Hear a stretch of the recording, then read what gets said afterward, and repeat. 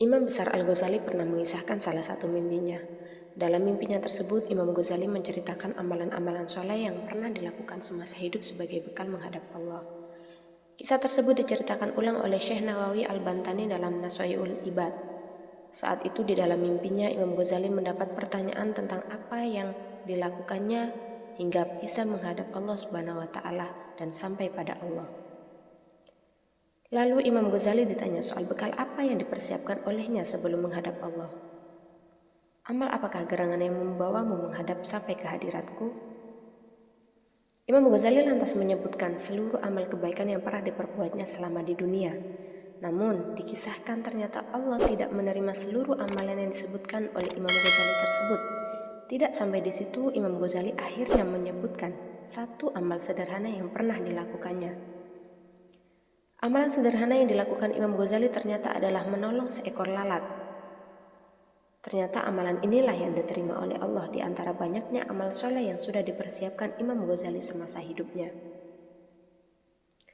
Ustadz Ghaffur Al-Latif dalam buku Hujjatul Islam Al-Ghazali mengisahkan, Imam Ghazali saat itu tengah larut dalam aktivitasnya menulis sebuah kitab. Tiba-tiba ada seekor lalat yang hinggap di ujung pena yang digunakannya untuk menulis. Imam Ghazali seketika menghentikan kegiatannya. Ia menunggu dan membiarkan lalat tersebut hingga benar-benar puas meminum dan menyerap isi tinta miliknya. Lalat usil ini haus dan tinta di depan mata menjadi sasaran minumnya.